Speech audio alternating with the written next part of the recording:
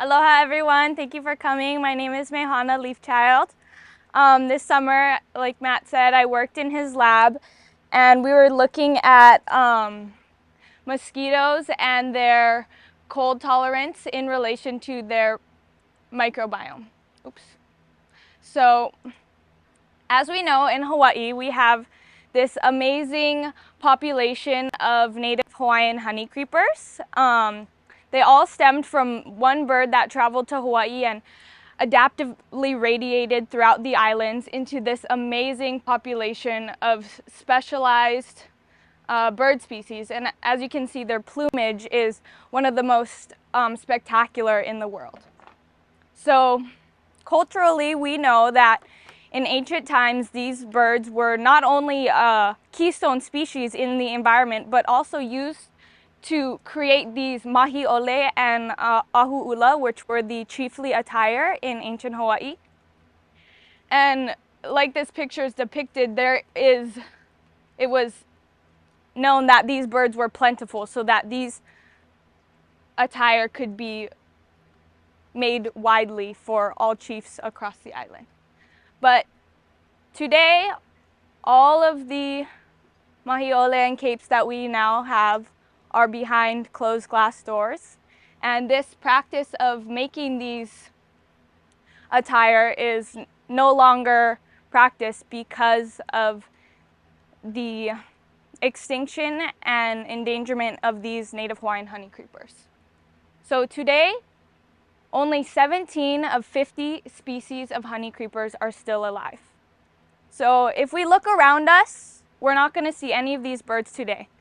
You know, in the ancient times, this place, Ka'uluakalana, would be flourishing with these birds, and we could see them all around.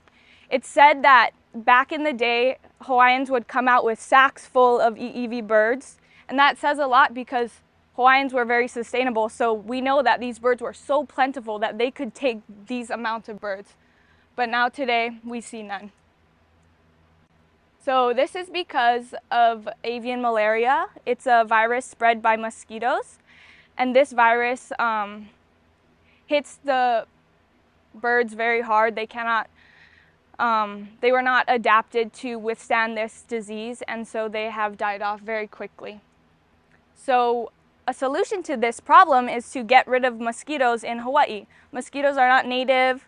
They are brought here, so they're one, an invasive species, and two, they endanger our native species. So some projects, mitigation projects, use Wolbachia, which is a bacteria that infects the reproductive organs of mosquitoes and makes it certain mating processes produce inviable or unviable eggs. So I have a little diagram here. So obviously if two mosquitoes without Wolbachia mate, they will produce viable eggs. But if a female and a male mate, it depends on their, or a female with Wolbachia mates with a male without, it depends on their cytoplasmic compatibility. So with the fertilization process, sometimes their cytoplasmic do not allow for it to combine. So, and then if a female without Wolbachia mates with a male with Wolbachia, it creates unviable eggs. So that suppresses the population. And then it depends if both male and female have Wolbachia. So our best bet is to create lab mosquitoes with Wolbachia, release them into the wild, and in hopes that they will mate with these wild females to suppress mosquito population. Now this project has been done in California, Puerto Rico, and also Singapore. And so these lab mosquitoes, in the process of being raised in the lab, they need to be cooled down because they're easier to transport. Mosquitoes have this thing called chill coma, and basically when the temperature gets below about 4 degrees Celsius, they kind of stop moving, they go into a coma. But when the temperature rises again, they wake back up. And so my question is basically asking, does the microbiome of the mosquito affect the time that they're able to wake up from these chill comas? So this is kind of what the mosquitoes look like when they're sleeping, and then they'll just flip over and wake up. So, like I said, do symbiotic microbes affect the duration of chill coma within these mosquitoes? So my hypothesis was basically that mosquitoes that are raised in labs that are only introduced to lab microbes are going to have a longer time waking up. They're not going to be as ecologically fit to withstand this cold temperature. And mosquitoes with wild microbes, so natural microbes from the wild, are going to wake up and withstand this cold temperature a lot faster than the mosquitoes raised in just the lab. So with my project, I set out some buckets around UH Manoa campus and left them out for 3 weeks. They accumulated leaves and dirt and other bugs, so their microbial communities were very rich.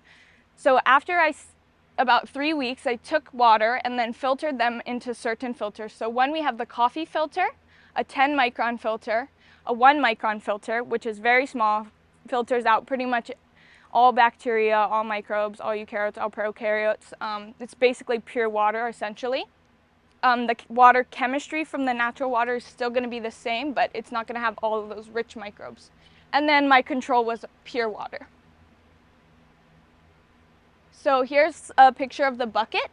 We also collected some wild mosquitoes and tested those to see how their cold tolerance was compared to our lab-raised mosquitoes as well.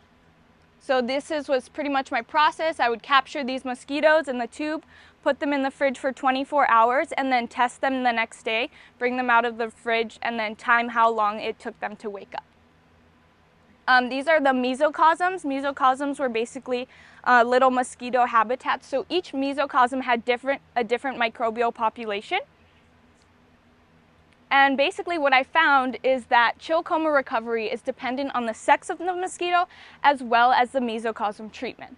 So mesocosm treatment does not affect males or females differently. So as we can see, our p-values are super significant.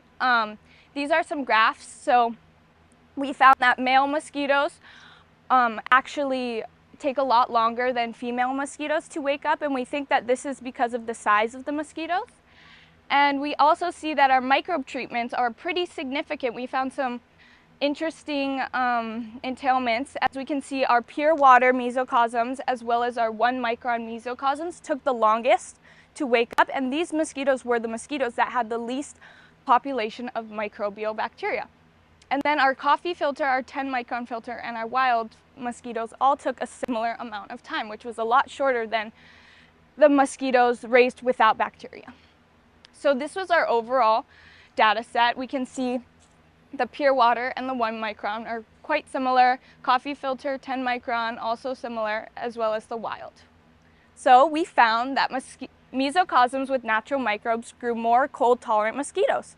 So this is very promising because in the future, this can help scientists to rear more ecologically fit mosquitoes so that these mitigation projects can be more successful and that we can hope to eradicate mosquitoes, and in doing that we can bring back our native bird populations, and with bringing back our native bird populations we can bring back the cultural traditions that these native birds help. So what's next?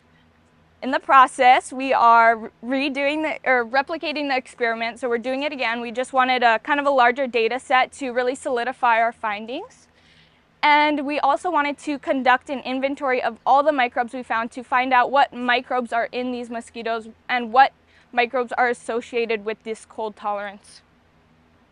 I'd like to mahalo all my mentors and my hoa from this journey, and also ka'uluakalana. And thank you all for coming and listening. Do you have any questions?